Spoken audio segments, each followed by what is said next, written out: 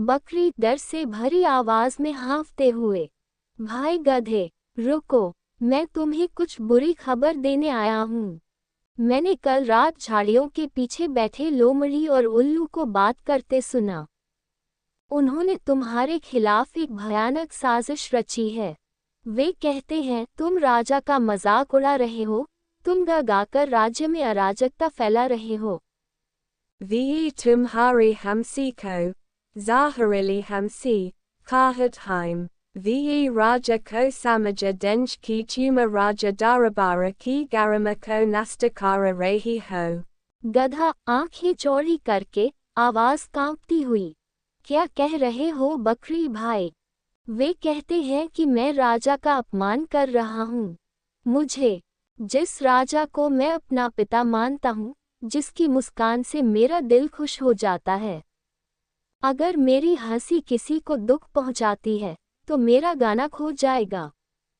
वे ऐसी बातें कैसे कह सकते हैं? बकरा पीड़ा भरे चेहरे के साथ, सिर नीचे करके, मैं जानता हम बाई, जुमन कभी किसी को नुकसान नहीं पहुंचाना कहा। तुम्हारी मुस्कान से सर्व खुशी मिलती है, आयस किसी को कोई नुकसान नहीं होता। वे तुम्हें बर्दाश्त नहीं कर सकते क्योंकि तुम जंगल की आत्मा बन गए हो। वे तुम्हारी मुस्कान को जहर में बदलना चाहते हैं। अगली मुलाकात में वे ऐसी परिस्थिति पैदा करेंगे जहां वे तुम्हारी मुस्कान को दिखाएंगे और कहेंगे, देखो, यह मुस्कान राजा को पागल कर देती है। बकरी बाई, आज मुझे लग रहा है कि मैं मरकता, मैंने सोचा था कि मैं गनम से सबको दोस्त बनाऊंगा, लेकिन कुछ लोग यूज़ दोस्ती से डरते हैं। शायद मेरी मुस्कान उनकी नज़र में अनुचित थी, लेकिन मैं जानता हूँ कि जो सच्ची मुस्कान देता है, वह किसी को नुकसान नहीं पहुंचा सकता।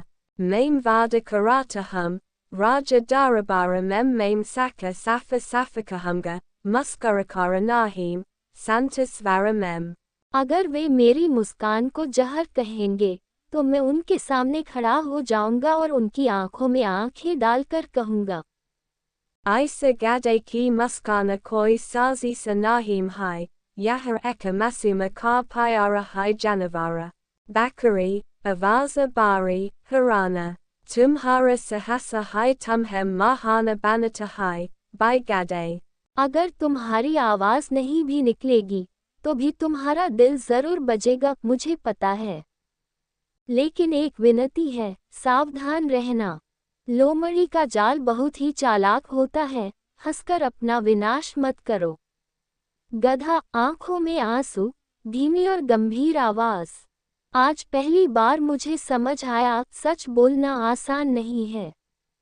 हंसी सिर्फ हंसने के लिए नहीं होती, कई बार ये दूसरों में ईर्ष्या का कारण बन जाती है। लेकिन मैं भागूंगा नहीं, मैं मुंह नहीं मोड़ूंगा। मैं राज दरबार में खड़ा रहूंगा गधे की तरह भी, अपना सिर ऊंचा करके। देखते हैं, किसकी मुस्कान सच्ची है और किसकी सिर्फ दिखावटी है। लोमड़ी खड़े होकर, नाटकीय रूप से भारी आवाज में, महाराज, मैं आज इस सभा के सामने एक भयानक सत्य प्रकट करने आई हूँ। एक हानिरहित दिखने वाला प्राणी हमारे राज दरबार में घुस आया है और हंसी की आड़ में भ्रम फैला रहा है। इसका नाम है गधा। ये गधा, जिसे हम एक सरल, गीत पागल प्राणी समझते थे, अब सभा में हंसी के माध्यम से राजसी छवि को नष्ट कर रहा है। क्या आप जानते हैं, महाराज, कि यह गधा आपकी पीठ पीछे आपको गोराचंद दादू कहता है। सभा में बड़बड़ाहट होती है, गधा चुपचाप खड़ा रहता है, पीठ टूटी हुई आवाज में बहस करते हुए, हाँ महाराज, राज्य सिर्फ बुद्धि से नहीं चलता, सम्मान से भी चलता है। अगर राज दरबार अचानक हंसी मजाक का मंच बन जाए, तो आप गंभीर फैसले कैसे ले सकते हैं? इस गधे की मौजूदगी ने सभा को मस्ती के मेले में बदल दिया है। जहां अब राजनीति की गहराई कोई नहीं समझता, गधे के गाने और हंसी सुनकर बस लोटपोट हो जाते हैं। बाघ राजा भान सिकुड़ते हुए गंभीर आवाज में, गधे, क्या तुम सच में मेरे सम्मान का मजाक उड़ा रहे हो? क्या तुम समझते हो कि राज दरबार सिर्फ हंसी मजाक का स्थान है? अगर तुम्हारी हंसी की वजह से मेरा फैसला गलत होता है, तो ये राज्य का नुकसान है। बताओ, तुम्हें क्या कहना है? गधा धीरे से खड़ा होता है, आंखों में आंसू, आवाज में दृढ़ता। Gada, kapi ki bada daya shayapana gala kalata hai, Maharaja. आप मेरे लिए पिता समान हैं। जिस दिन आप पहली बार मेरे गीत पर हंसे थे, उस दिन मैंने सोचा था यह मुस्कान मेरा सबसे बड़ा पुरस्कार है। अगर मैं आपके चेहरे पर थोड़ी सी मुस्कान ला सकूं, तो मेरा जन्म सार्थक है। मैंने आपको कभी गोराजन दादू नहीं कहा। मुझे ये भी नहीं पता कि ये शब्द कहाँ से आए। मैं जानता हूँ, मैं गधा हूँ। लेकिन क्या गधा होने से किसी के लिए सम्मान कम हो जाता है? मैंने आपको हंसाया, क्योंकि इस राज्य में आंसू बहुत है, बहुत कम मुस्कान। Ora maim nahim kahata taki mirgita shay kisi ko thesapaham se. लेकिन आज मैं समझ गया हूँ, कुछ नकाबपोश प्राणी हंसी से भी डरते हैं।